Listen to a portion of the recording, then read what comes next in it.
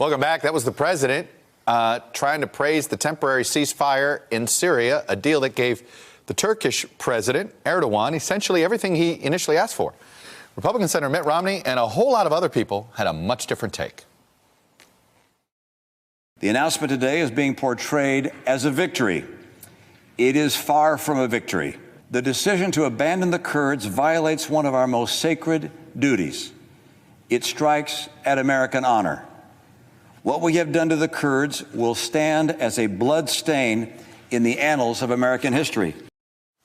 With me now is Senator Chris Coons. He's a Democrat from Delaware. He's also a member of the Senate Foreign Relations Committee. And Senator Coons, Andrea Mitchell has been monitoring the Jim Jeffrey readout to the press that's taking place on the plane with Secretary Pompeo. And apparently Jim Jeffrey is informing reporters that the word ceasefire is not part of the agreement. So what the vice president told us is not true, that it's not part of the agreement, and that the Kurds are giving up more land than the U.S. initially thought. This is the Trump administration diplomat Jim Jeffrey informing the press of this. Senator, your reaction? Now, Chuck, this is far from a great day for the Kurds, and it is a tragic day for the United States and for our reputation around the world. I'm grateful to Senator Romney for his forceful speech on the floor, and I agree with him that this will go down in history as a stain on our honor. President Trump made a tragic error here, and the winners are first ISIS, as hundreds of hardened ISIS fighters escaped from their detention and imprisonment. Second, Russia, the murderous regime of Syrian dictator Bashar al-Assad, and Iran, which will now have an expanded reach into northern Syria, and obviously Turkey.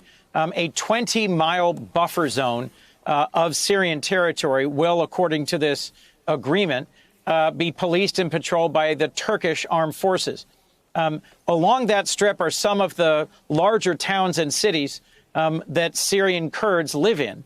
Imagine how Syrian Kurdish fighters feel at the concept that they are to just withdraw 20 miles away from the border and allow the Turks to govern and control their families, their cities, their towns, after they had fought bravely alongside us for years and lost more than 11,000 of their fighters in the counter-ISIS campaign that we helped organize and lead. I do not think this is a great day either for the Kurds or for the United States or our role in the region. The vice president also announced that whatever sanctions that the president did want to levy onto Turkey, that assuming this, and again, they don't even call it a ceasefire, as I just informed, we're being told don't call it that now. But after this period, why are we not sanctioning Turkey? I mean, what did we get in return for this? I'm trying to understand. Chuck, in the Senate, many of us intend to proceed with sanctioning Turkey. I joined Senator Van Hollen and Senator Graham today. There were a dozen bipartisan co-sponsors of a bill introduced today that would impose very strong sanctions on Turkey. There's two goals to this. First is to make Erdoğan and Turkey pay a cost for invading northeastern Syria and for attacking our former Kurdish allies, those who I think deserve our support for fighting alongside us against ISIS. And second, frankly, to put on notice other leaders, other strongmen around the world, that just because they might be able to talk our president into an ill-advised abandonment of long-standing U.S. foreign policy principles and interests, in our form of government, Congress gets a vote, too. So I have heard that Senators Graham and Van Hollen intend to proceed with seeking a vote on the sanctions bill. I support that.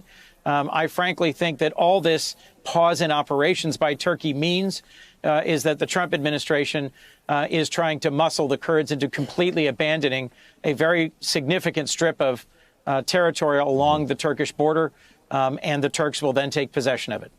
Have we allowed the Turks to gain more leverage on the United States because we have some nuclear weapons on that country? Well, a provision of the bill introduced today that I pressed to be added was that we examine and reconsider our basing of critical forces at Incirlik. There is a large air base in Turkey that has long been a location out of which the United States has run air sorties into the region. And it obviously would raise the question about our positioning of nuclear weapons in Turkey. Frankly, I think Turkey ought to be concerned about this strong bipartisan move to try and reconsider our relationship, which was already badly strained by Turkish leader Erdogan's decision to take delivery if you're of Erdogan, a Russian S-400 missile system. But if you're Erdogan, no offense, why should he fear you guys? Why should he fear Congress when the president basically, he knows his entire administration told him not to do this. Everybody around him warned him not to do this. Pentagon, State Department, you name it. And he unilaterally did it. If you're Erdogan, you sit there and think, well, I got this personal relationship with him where I get whatever I want. I don't care what Congress says or does. Chuck, that is exactly the challenge before us in the Senate right now. We're on notice that President Trump will not just ignore the advice of, for example, former Secretary Jim Mattis, the Secretary of Defense, who resigned in protest months ago when Trump tried to make the same move before. But he ignored the advice of all of his senior intelligence, diplomatic, and military leaders. We in the Senate are on notice that there may be other blunt, ill-advised, risky, and irreversible decisions that President Trump might make next.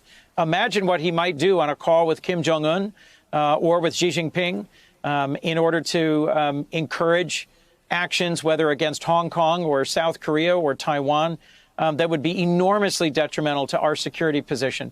In the Senate, we must work together to use the power that we have to rein in this president.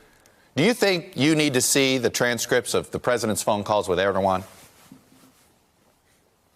Absolutely, because it is deeply troubling, particularly on a day when the president's acting chief of staff also announced the G7 summit will be hosted at a Trump resort in Florida.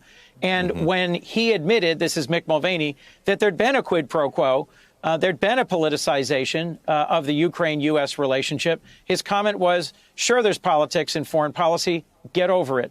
I have to wonder what was said in that conversation between President Trump and President Erdogan that so moved President Trump to abandon a close and trusted ally in the region. All right. Senator Chris Coons, Democrat from Delaware, thank you for coming on and sharing your views on what has been a striking day in American foreign policy. We'll have much more on all of this breaking developments on this day and another reason that all roads from this White House apparently lead to Russia. We'll be right back. Hello, YouTubers. If you're watching this, it means you've checked out our channel, so thank you. Now do me a favor, subscribe by clicking on that button down there. Click on any of the videos to watch the latest interviews and highlights from MTP Daily and MSNBC. You can get more Beat the Press content every morning in the First Read newsletter. If you're tired of content that you don't know anything about where it came from, you don't have to have that problem with us. NBC News, MSNBC, MTP, and the Meet the Press mindset right here for you on YouTube. Subscribe now.